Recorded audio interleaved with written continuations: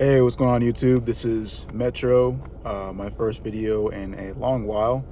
I got to thinking the other day and kind of wanted to make this video mainly for the guys who are in their early to mid-20s, have experienced depression to some degree.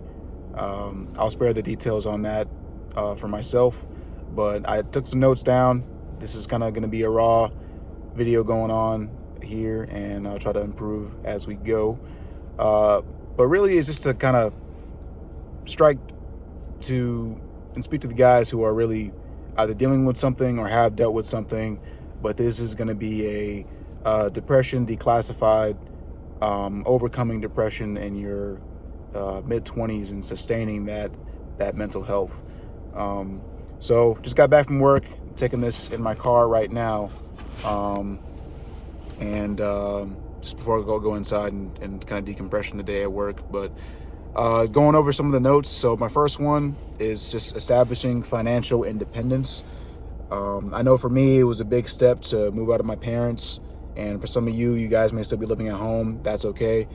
If you are still living at home, try to establish some financial independence at some point, whether that's getting your own place. If the market's not looking great right now, it may be in your best interest to stay at home, but at least have a means to move out and support yourself and your partner if you have one, if that's something that you're already working on or have a girlfriend or whatever. I recommend living on your own at some point. For some people, it might not be feasible to not have a roommate, and that's okay with the economy the way it is right now, and that's fine. But number one is just establish financial independence. It was really big for me to move out of my parents' spot, a really big step for me, and it gave me a lot of pride with that, even though I was going through something at the time. So really, really important to do that. Next is to improve and maintain your social circles. So no one man is an island. I still talk to my friends from high school, from college, try to see them, a couple times a month maybe. I know everyone's working and things get busy, but really try to connect with other guys. If you're a girl, connect with your girls. Really just, it's important to not be a shut-in. I'm an introvert at some times, but I find myself, being extroverted when I'm around the right people. It really kind of just takes the right crowd that understands you and who you are to really bring that social side out of you. So you may really experience, bouts of depression or things like that, but when I'm sure you'll recognize that when you're around the right crowd, and you maintain those relationships over the years, that things do get better. Number three, find a partner, and or get married if you're into marriage.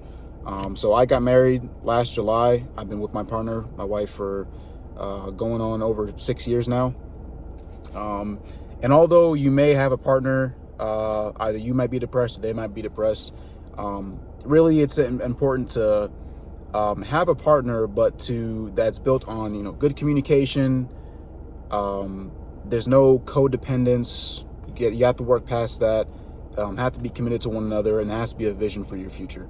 So really finding someone to care about and to take care of, either emotionally, not so much financially if you guys are living together, but really the emotional, mental, and spiritual aspect as well. You want them to grow, and they'll help you grow as well.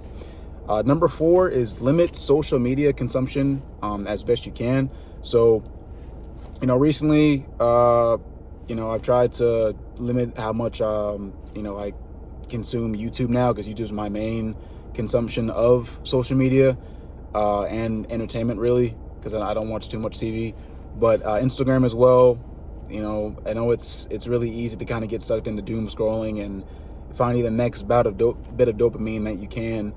But really, you got I started with setting limits on my Instagram time. So I was at like 30 minutes per day, and like that was it. And when I went down to 15, and I went down to 10. And then at one point I was just like, I see how much time I'm spending on this app, and I spend that time doing other things now. So basically, I didn't get rid of my account, but I just deactivated it. I'm not on Facebook anymore. I still use Messenger because I still text friends on there. So I still use Messenger, but I don't use Instagram anymore. Get off Twitter, get off Reddit, as best you can. If you can manage that, I know people are creatures of habit, and you want to just check the latest posts and stay up to date on all the relevant topics and things like that. But there are means to get the news if you seek that out, or gaming news. For me, it's YouTube. So really just try to limit that consumption, because you'll find that you're spending 10, 15, 30 minutes, an hour just scrolling, and that time can be spent doing something that's more useful to your time. I'm not gonna ordain what's useful to you, but you know what that is for yourself. That could be cooking, cleaning, reading, praying. It doesn't matter what's useful to me. What matters is useful to you. So you'll realize how much time you get back from just limiting the social media content. Number 5 is just have a hobby that's entertaining to some degree. Just don't overindulge too much, to the best of your ability. For me, I love playing video games. I got the latest consoles and things like that, but it's easy to just binge watch Netflix for hours at a time, TV shows, movies, game for hours on end. I'm still guilty of that. That's something I'm still working on. Just have a hobby that's entertaining to you, that gives you pleasure, that it can serve as an escape. And there are healthy means of escapism, but obviously too much of one thing can be bad. So if you're reading manga, comics, watching TV too long, watching sports too long, you gotta reel it in, because that time, although you may be escaping from the reality that you're living in, it's not healthy to do. At least there are very extreme degrees of video game addiction and things of that nature. Number 6 is eat healthy most of the time and remain physically active to some degree as well. So it's something that you have to sustain and maintain, but really try to limit the sweets you consume. As long as you get a good portion of veggies, a carb, and some protein in you, you're really good to go. I found that even I'm not working out as much as I used to. I used to work out every night after shift. I used to work evening shift. Now I'm on days.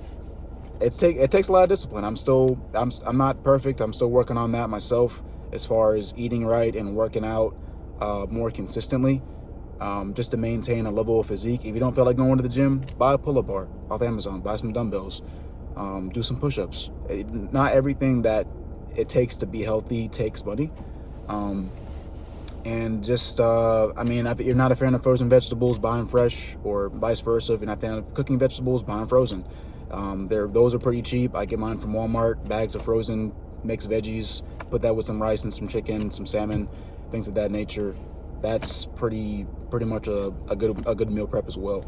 So, diet is key, because if you realize you've eaten a bunch of snacks and chips and junk, you won't have the energy to do the things that you really need to do. Moving on is number 7 is have some goals for yourself. So what is your ideal self in 1 month, 6 months, a year, or several years?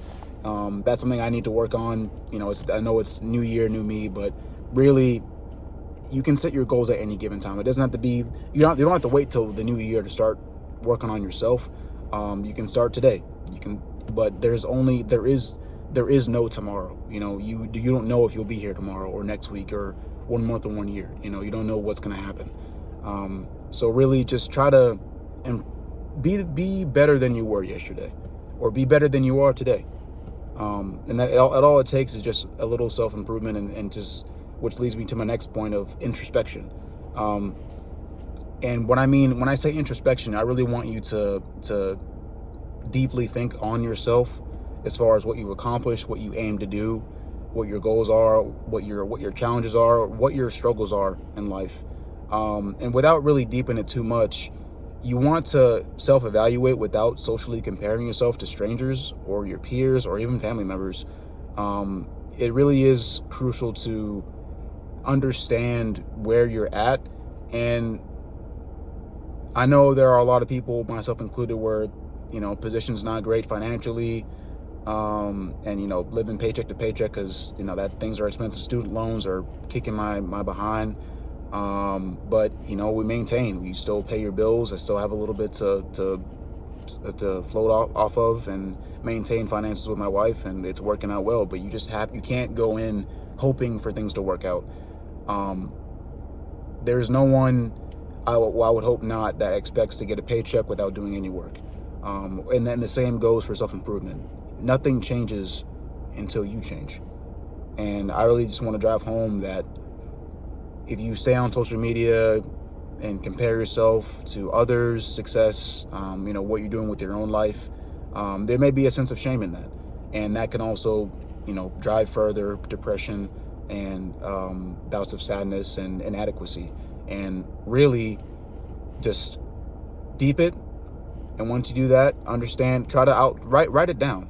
Write down what your problems are. And then take steps to write goals to whittle those down.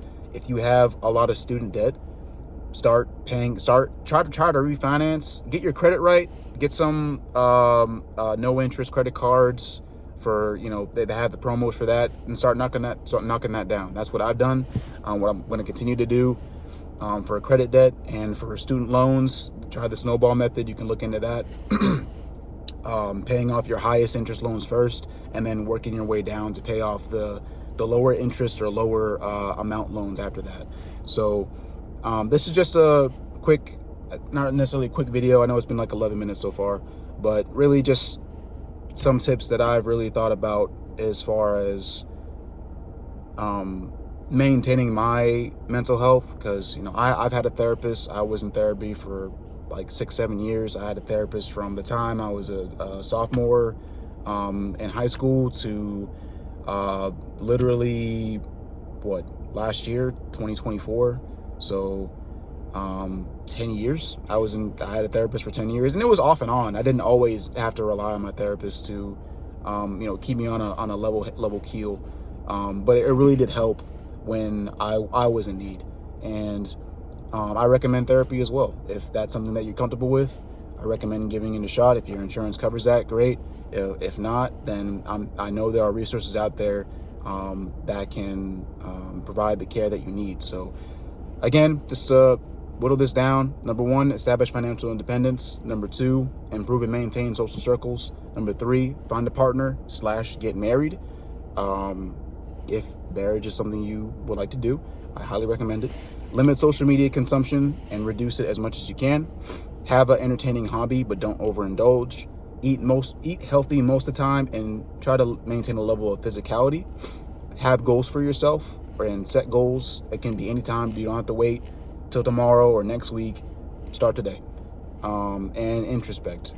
Really highlight the problems in your life, the achievements in your life, or even in the past day, or week, month, year, whatever that may be for you. But really, this is just something I wanted to get out there, because I've struggled with depression for many years. Even moved out, had a partner, was working out, was in shape, had a good paying job. All those things were in order, but it takes a combination of everything to really overcome depression, and it's not an easy task. So it doesn't happen overnight, doesn't happen over a year. It takes a lot of work.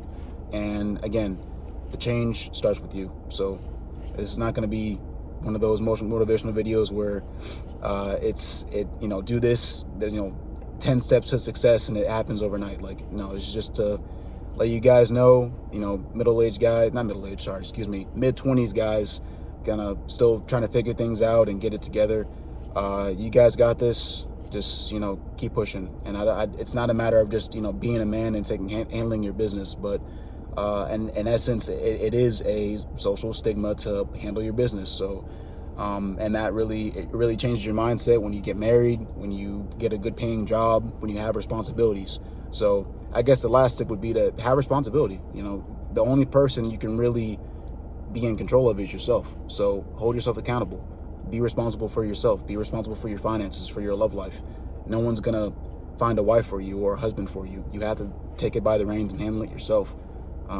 So really just, take life head on. Thanks for watching.